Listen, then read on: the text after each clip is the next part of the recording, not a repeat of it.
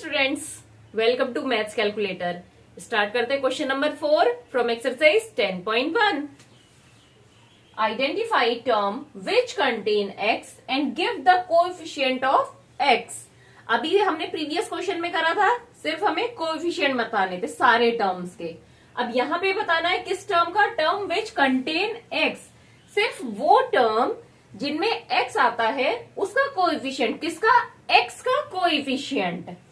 जैसे ये है first expression y square x plus y. अब यहाँ टर्म तो दो है, एक y स्क्वायर x और एक y, पर हमें कौन सी टर्म लेनी है जिसमें x आता है। तो इसमें x नहीं आता तो हम सिर्फ ये वाली टर्म लेंगे, y square x, term contain x। यही पूछा है ना, टर्म कंटेन x, उसका कोएफिशिएंट ऑफ x। अब कोएफिशिएंट ऑफ x लिखा है, सिंपल कोएफिशिएंट पूछा जाता तो मतलब उसका न्यूमरल कोएफिशिएंट बताना है हमें। तो इसका कोएफिशिएंट क्या होता? 1, कि वेरिएबल का कोएफिशिएंट y स्क्वायर x का कोएफिशिएंट 1। लेकिन यहाँ पूछा है x का कोएफिशिएंट, मतलब x के अलावा और क्या क्या चीजें हैं इस टर्म में, मतलब x को किससे मल्टीप्लाई करा गया है ये टर्म बनाने के लिए। तो देखिए यहाँ पे सीधा सीधा क्या होगा, y square multiplied by x, तभी तो ये टर्म बनी होगी। मतलब x को हमने किससे मल्टीप्लाई किया है?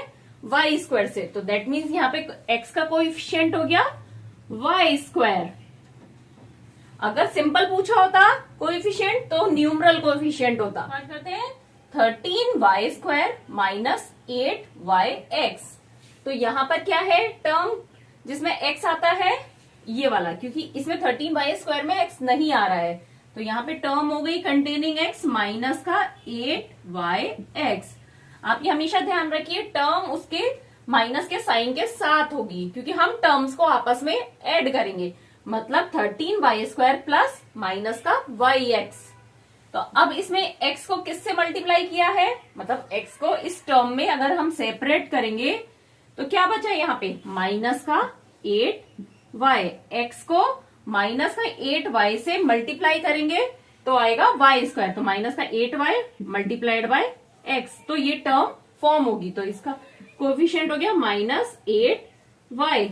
हमेशा साइन साथ में चलेगा। नेक्स्ट है x प्लस वाई प्लस 2। अब यहाँ पे एक ही टर्म है जिसमें x आता है। अब सिंपल है, इसका कोई कोएफिशिएंट नहीं दिख रहा है, तो x को फॉर्म करने के लिए क्या किया होगा, x मल्टीप्लाई 1। तो कोएफिशिएंट हो गया x का 1। कोएफिशिएंट का मतलब होता है कोएफिशिएंट ऑफ x, मतलब x को किस चीज से मल्टीप्लाई करा जिससे उस टर्म का फॉर्मेशन हुआ। तो यहाँ पे x को हमने करा है y स्क्वायर से मल्टीप्लाई, जिससे बना y स्क्वायर x। यहाँ पे माइनस 8y से करा और नीचे 1 से करा। नेक्स्ट पार्ट करते हैं 5 प्लस z प्लस zx। तो इसमें किस टर्म में x आ रहा है, zx टर्म में, zx। अब zx में x का कोएफिशिएंट मतलब x को किससे मल्टीप्लाई किया, तो यहाँ पे x को हम सेपरेट करेंगे तो हो जाएगा z मल्टीप्लाइड x। तो x का कोएफिशिएंट हो गया z। अब next 1 plus x plus xy। तो यहाँ पे दो टर्म्स हैं जिसमें x आता है, x और xy। अब यहाँ पे x को किससे मल्टीप्लाई किया जिससे टर्म x बना, x को 1 से करा, तो इसका कोएफिशिएंट हो गया 1। और यहाँ xy है तो x को किससे मल्टीप्लाई किया होगा, x को y से मल्टीप्लाई करा जिससे टर्म बन गई xy। तो x का कोएफिशिएंट हो गया y। नेक्स्ट पार्ट करते हैं 12xy स्क्वायर प्लस 25। तो किस टर्म में x आ रहा है, बहुत इजी है देखना, जिसमें भी x लिखा है तो ये हो गया 12xy स्क्वायर, 12xy स्क्वायर। अब इसमें से अगर हम सिर्फ x को सेपरेट करें, इसको हम सेपरेट कर दें तो बाकी क्या बचा, 12y स्क्वायर। तो मतलब x को किससे मल्टीप्लाई करना होगा, 12y स्क्वायर से, तभी ये बन जाएगा 12xy स्क्वायर।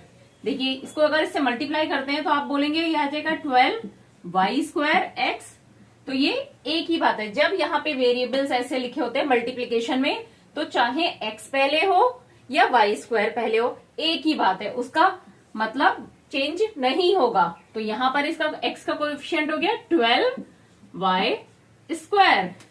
अब नेक्स्ट है 7x plus x y square. यहाँ पे दोनों ही टर्म्स में x आता है, तो 7x है इसमें फर्स्ट टर्म और दूसरा टर्म है एक्स वाई स्क्वायर। यहाँ पे x को किससे मल्टीप्लाई किया, x मल्टीप्लाइड 7, तभी 7x बनेगा। और यहाँ पे x को y स्क्वायर से मल्टीप्लाई किया, तो इनके कोएफिशिएंट हो गए 7 और y स्क्वायर। और ये टर्म के कोएफिशिएंट नहीं, x के कोएफिशिएंट होंगे y स्क्वायर और 7। पार्ट बी पर आते हैं। Identify term which contain y square and give the coefficient of y square. अब यहाँ पे हमें y स्क्वायर पहचानना है कि किस टर्म में y स्क्वायर है और उसका कोएफिशिएंट क्या है। तो इसका फर्स्ट है x minus x y square. तो यहाँ पे किस में आ रहा है, इस टर्म में y स्क्वायर आ रहा है, तो टर्म क्या हो गई माइनस का एक्स वाई स्क्वायर। हमेशा टर्म के साथ अगर माइनस है तो वो उस टर्म के अंदर आएगा, पूरा टर्म क्या होगा माइनस का एक्स वाई स्क्वायर। अब इसमें y स्क्वायर को अगर हम सेपरेट करते हैं तो इसको किससे मल्टीप्लाई करा गया, यहाँ पे माइनस एक्स से, minus x multiplied by y square. तो इसका कोएफिशिएंट क्या हो गया y स्क्वायर का माइनस का x। नेक्स्ट है 5y स्क्वायर प्लस 7x। तो यहाँ y स्क्वायर किस में आ रहा है, 5y स्क्वायर में, 5y स्क्वायर। अब यहाँ 5y स्क्वायर है तो y स्क्वायर का कोएफिशिएंट के लिए y स्क्वायर को देखेंगे अलग करके कि उसको किससे मल्टीप्लाई किया गया। तो यहाँ पे करा है 5 से मल्टीप्लाई, 5 को y स्क्वायर से मल्टीप्लाई करा तो टर्म बना 5y स्क्वायर। तो इसका कोएफिशिएंट हो गया 5। नेक्स्ट है 2x square y minus 15x y square plus 7y square. अब हमें कौन सी टर्म देखनी है जिसमें y स्क्वायर आए, 7y स्क्वायर माइनस का 15x वाई स्क्वायर। यहाँ 2x स्क्वायर y है, y तो है बट हमें देखनी है टर्म जिसमें y स्क्वायर हो। यहाँ पे सिंगल y है तो ये टर्म नहीं ली जाएगी। यहाँ पे दो टर्म है जिसमें y स्क्वायर आता है। फर्स्ट है माइनस का 15x वाई स्क्वायर और दूसरी है 7y स्क्वायर। तो यहाँ पे किसको सेपरेट करना है कोएफिशिएंट के लिए, y स्क्वायर को अलग कर दिया। तो अब पता चल रहा है, देखिए ऐसे सर्कल बनाते ही कि y स्क्वायर को किससे मल्टीप्लाई किया होगा, माइनस का 15x मल्टीप्लाइड वाई स्क्वायर और यहाँ पे 7 मल्टीप्लाइड वाई स्क्वायर। तो इसका कोएफिशिएंट हो गया माइनस का 15x और इसका हो गया 7। तो कभी भी कोएफिशिएंट पता करना हो तो जिसका कोएफिशिएंट पता करना है, जैसे यहाँ वाई स्क्वायर का करना है तो उस टर्म में वाई स्क्वायर को सर्किल कर लीजिए, तो जो रेस्ट पार्ट होगा वो उसका कोएफिशिएंट होगा।